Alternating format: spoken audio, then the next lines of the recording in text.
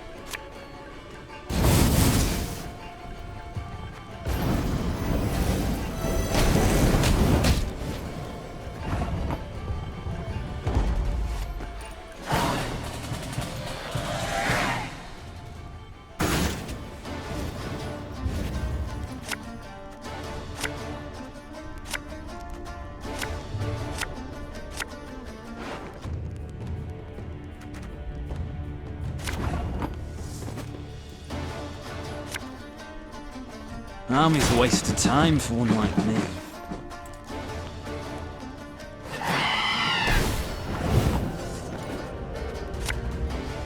Catch!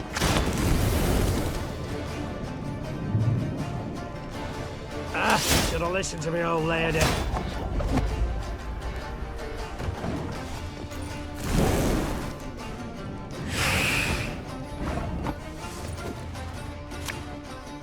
We'll catch 'em all!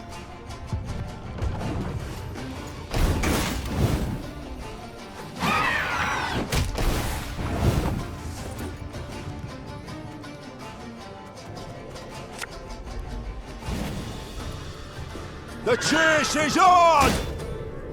Ow!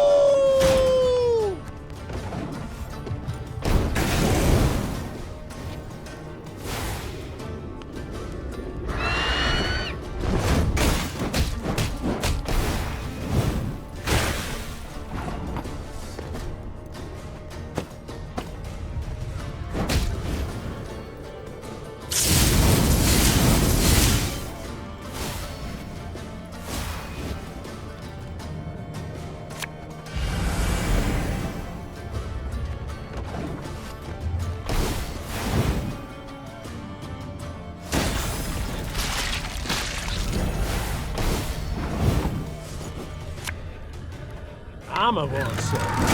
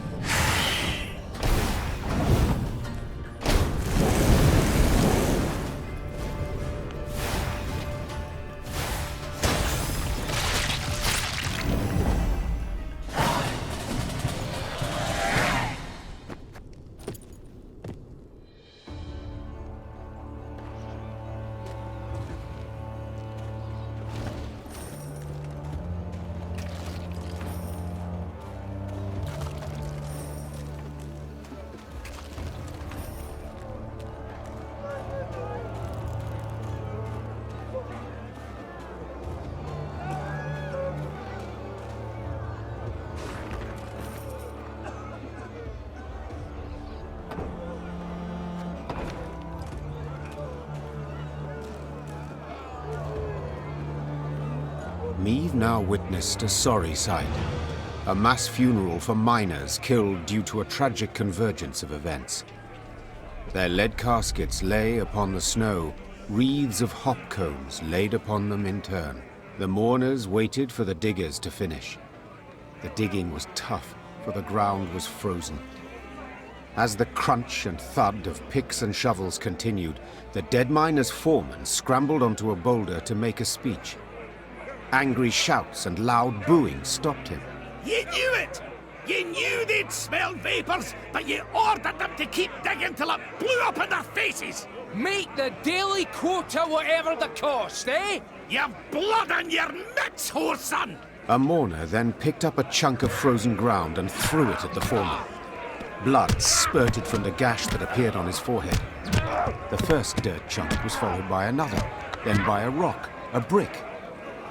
Meave realized that if she did not intervene, the foreman stood to be stoned to death. Something had to be done quickly. Meave saw this clearly. She spurred her mount and rode into the cemetery, pushing through the throng, then stopping before the foreman, the horse shielding him from further blows. Calm yourselves! Silence! His guilt cannot be decided here. It must! Before Meave could finish her plea, a large rock thrown from the crowd struck her bosom, nearly knocking her from her saddle. Upon seeing this, her Lyrian escort lowered spears and drew swords and rushed at the angry mourners. Shino Crane! Isbel cried out. Her hands began to radiate a fierce light that blinded both dwarves and Lyrians alike. Have you lost your minds, all of you together? Not had your fill of misfortune yet? Lower your arms at once. Whether the power of Isbel's magic or the force of her appeal had the greater effect is difficult to say for certain. Either way, both sides suddenly lost the desire to fight. Meave breathed a sigh of relief, aware that if not for Isbel's intervention, a great amount of blood would have been spilled at that cemetery.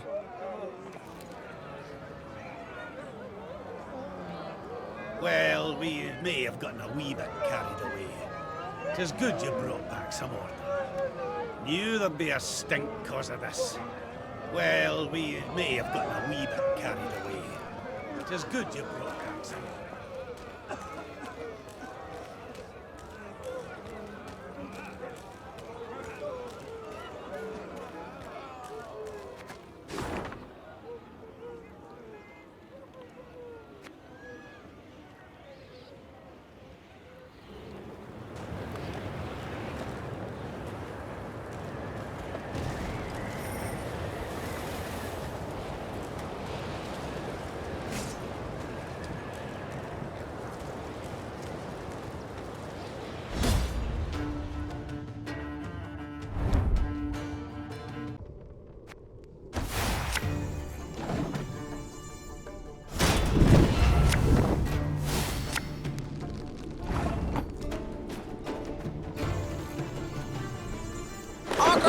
Me! Ackers!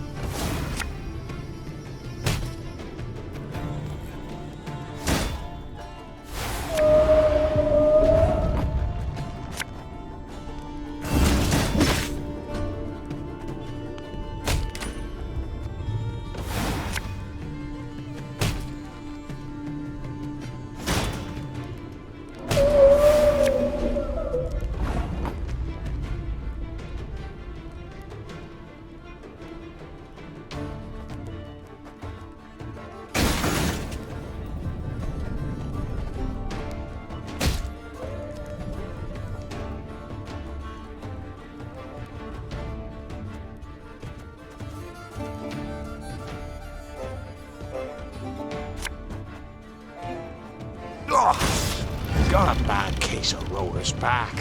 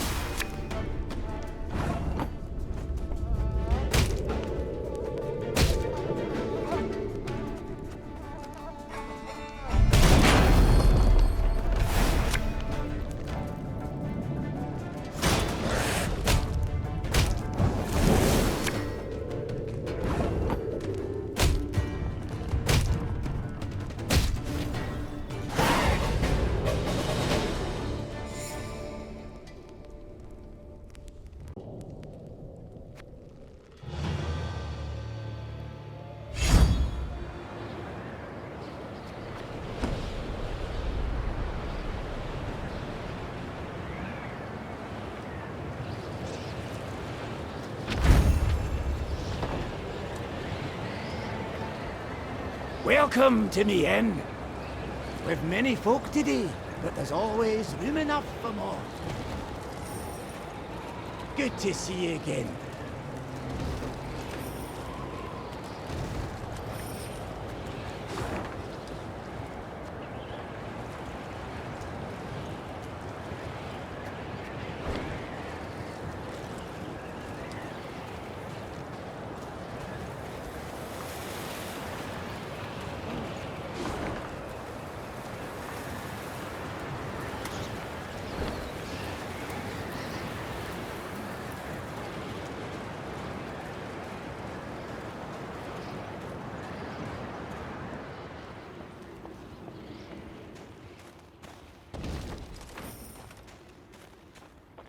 The Lyrians ascended the highest section of the Mahakam range. Snow crunched under their boots, cold air stung their lungs, and the wind snapped at their cloaks. Meve wiped sweat from her brow and turned to Reynard. There! By the rocks! We shall... The rest of her words were drowned out by a powerful blast. The entire mountain rumbled with a low, vibrating roar.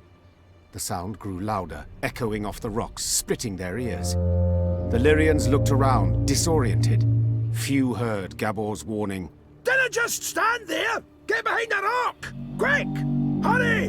Meve followed the dwarf's gaze and cried out in terror. The snow stuck to the mountainside had started to slide down the slope, sending up mists of icy dust. Before she could react, the white torrent knocked her to her knees, crushing her and smothering her into the ground. All she felt after that was all-encompassing cold and fear. Meve survived. The dwarves who ran to the Lyrians' rescue dug her out of the snow in time. Some of her soldiers were not so lucky. The Queen looked at their bodies, blue, frozen.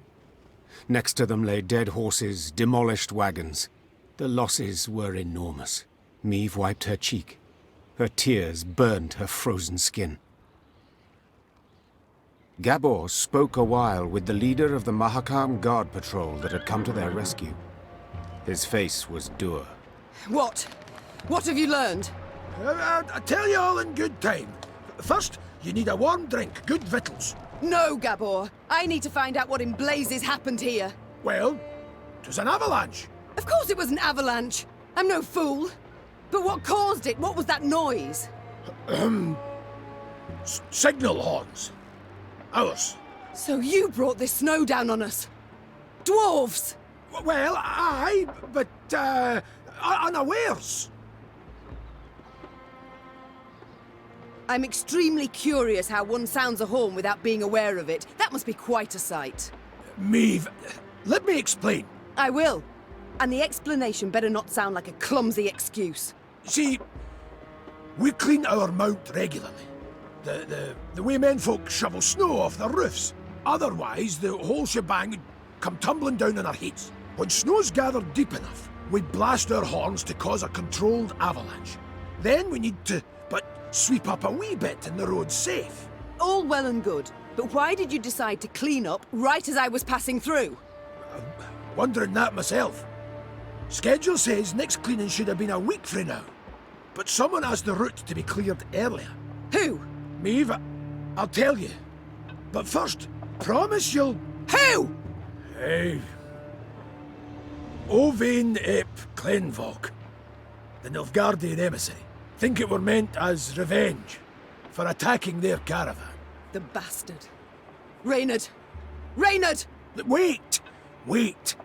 I understand you're a wee bit upset, you've every right. But you'll never prove Owain meant you harm.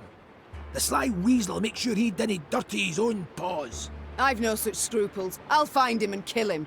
And then? How'd you tell that tale to Bruva? Meve, you're justly taught, but for the love, just this once, let it go. Or you'll leave Mahakam with nae a scrap to show for it. Moments later, scouts reported Owain was camped to the north of the accident site. Meve had to decide how much she was willing to risk to get her revenge on the Imperial emissary.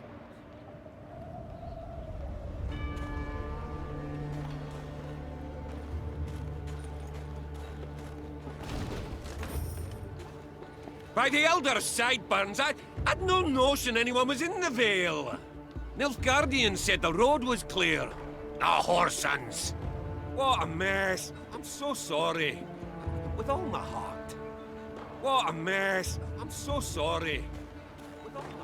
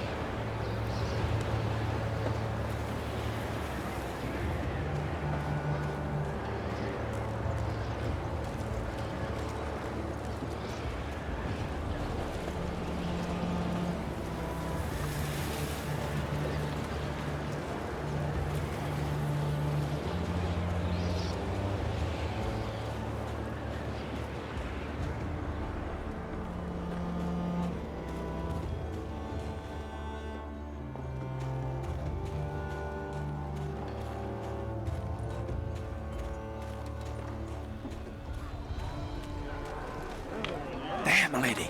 Whispered one of the scouts. Left of the path. Meave squinted. The Nilfgaardians had taken shelter from the falling snow under a rocky outcropping. The smell of roasting meat wafted from their campfire, and echoes of laughter could be heard. The black-clad soldiers had reason to celebrate.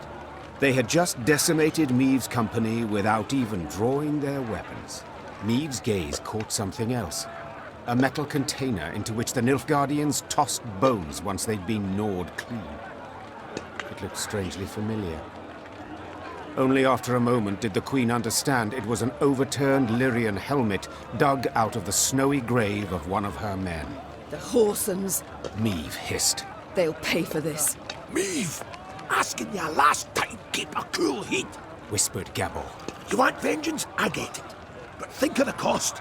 If so much as a hair gets plucked from Owain's head, Bruver will never forgive you, and you can kiss any hope of aid goodbye. Silence followed, finally to be broken by one of the scouts. Milady, what's the order? Do we attack? Await my signal.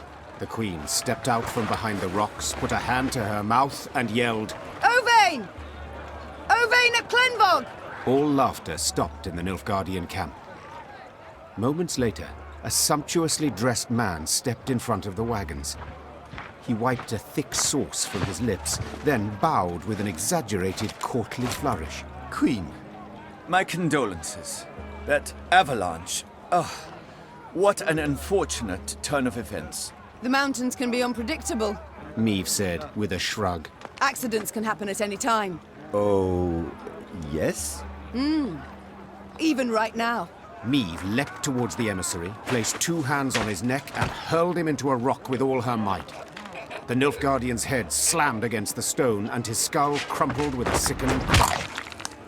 He fell to the ground and writhed a few final tremors. Attack! Meave roared. Take no prisoners!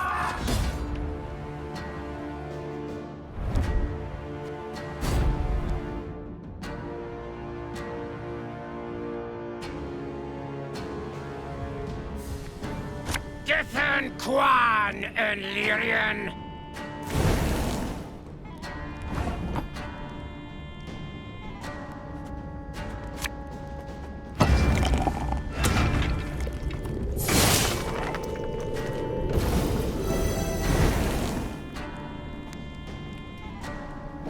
My boots got sand aplenty in them. Take no prisoners!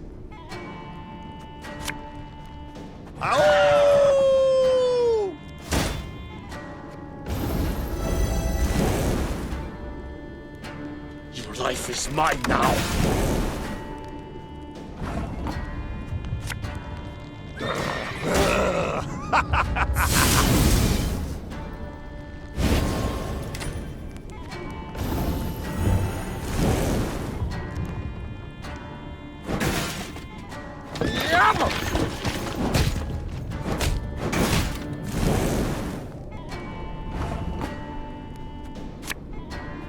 Ever have a stone knock out one of your teeth?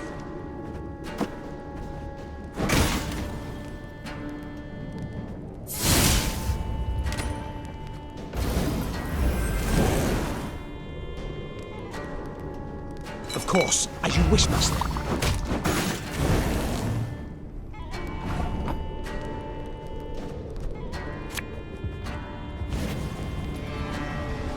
Should have listened to me old lady.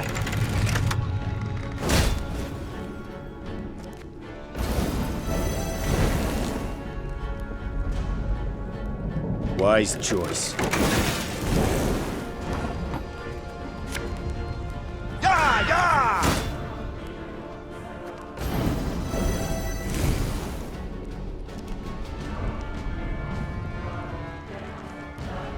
Order!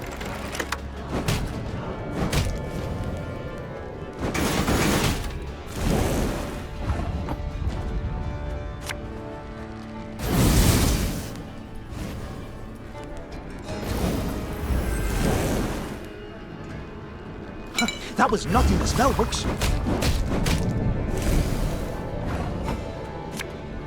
This harvest will be reaping black-clad heads.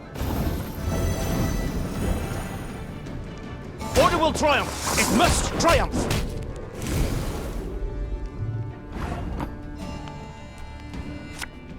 My spirit's willing and how killing me.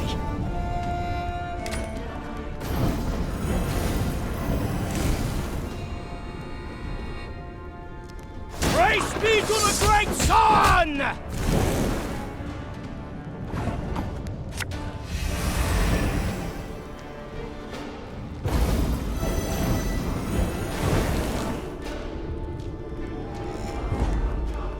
We should not have done this.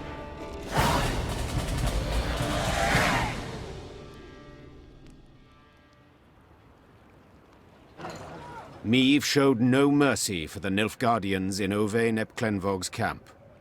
All would share their leader's fate. And the dwarves?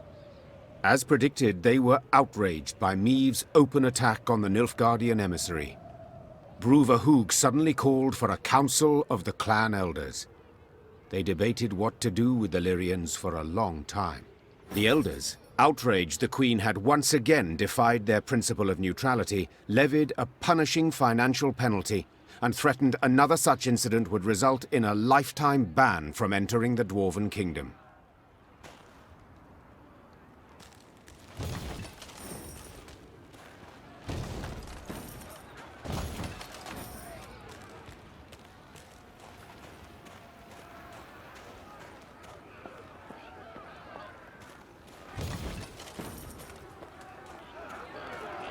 While passing the mining settlement of Kolstock, Meve heard the sounds of battle. Hey-ho! Into the fray, lads! Expecting she would see monsters swarming dwarves, the Queen set off at a gallop to the rescue. Her braid blew about in the wind like a banner, showing her men in which direction to attack.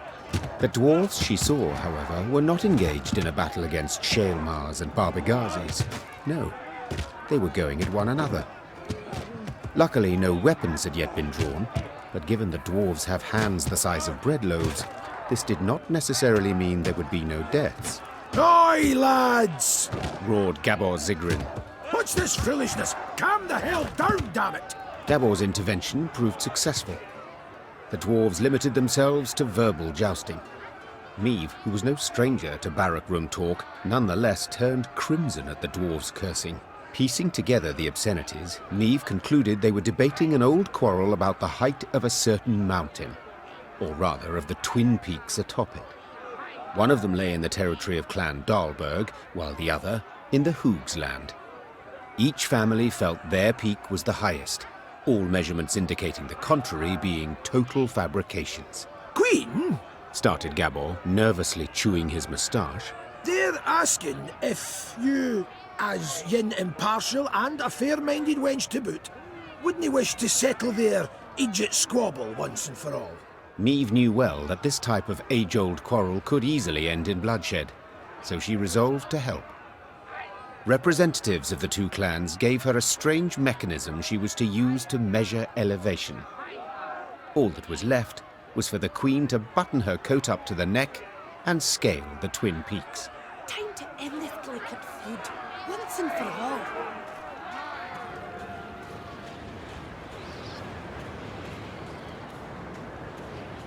When she and her force had travelled half the way to the first, she heard a long roar that made snow shells detach and descend. Without waiting for her scouts to return with reports, Meve drew her sword.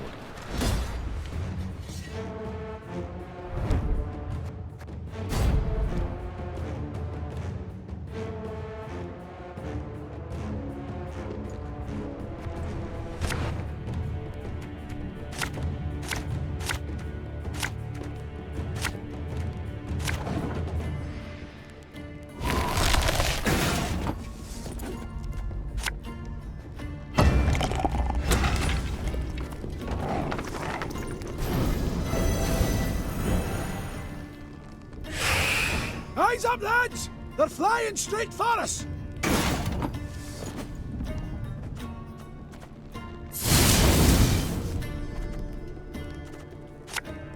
This could hurt.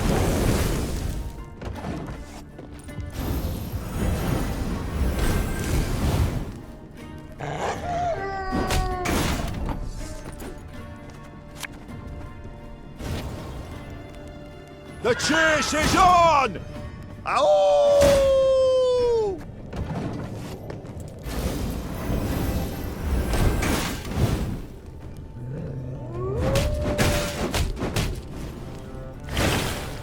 Quite the clever little contraption they gave us. Work of a gnome, of course. Watch your heads!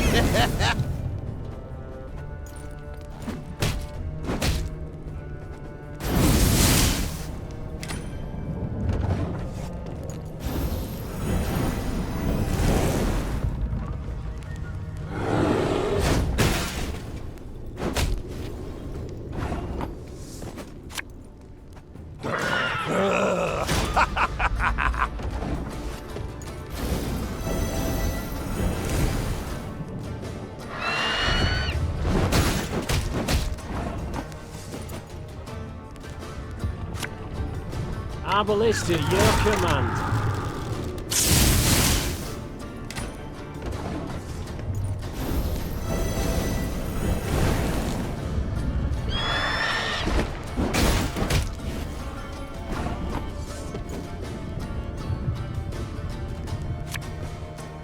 My spirit's willing and how, but these damn boots are killing me.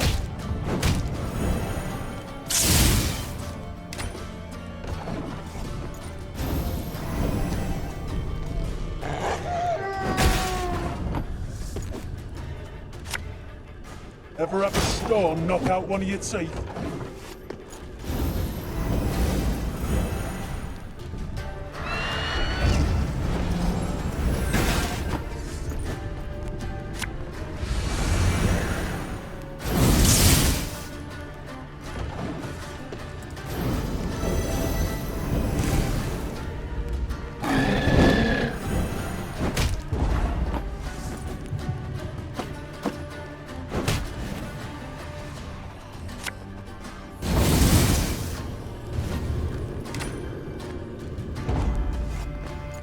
Take those measurements and let's be gone from this place.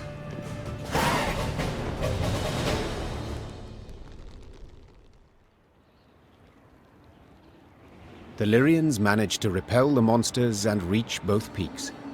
Upon each, Meve ordered her men to take the measurements. While waiting, she admired the breathtaking view of the Mahakam Massif. The dwarven contraption left no room for doubt. The peak within the Dahlberg clan territory was 2 feet higher than that within Hoog territory. Gabor was clearly displeased with the results.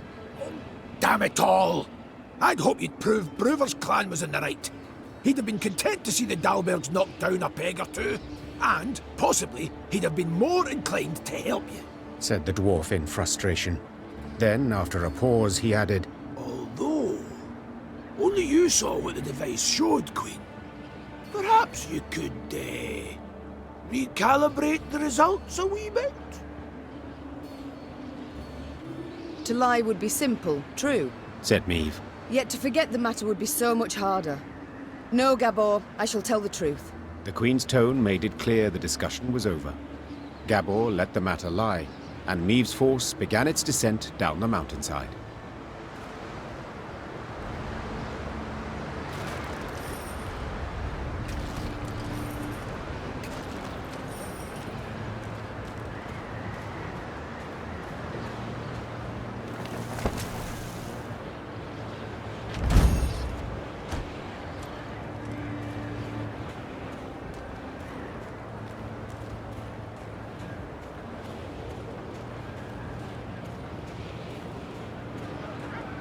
The dwarves of both clans had been waiting with bated breath for the expedition's return and report. As soon as Meave announced the results, the Dahlbergs rolled barrels of beer out into the square and began to celebrate. Naturally, the Hoogs were disappointed, yet they accepted Meave's results as final. At last, they had come to trust her.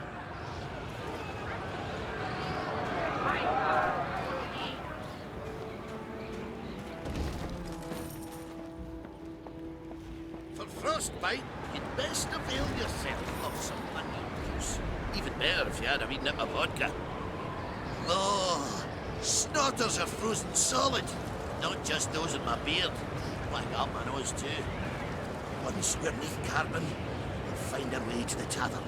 Set our arses down by the fire and sip mugs of mulled wine. For frostbite, you'd best avail yourself of some onion juice. Even better if you had a wee nip of vodka.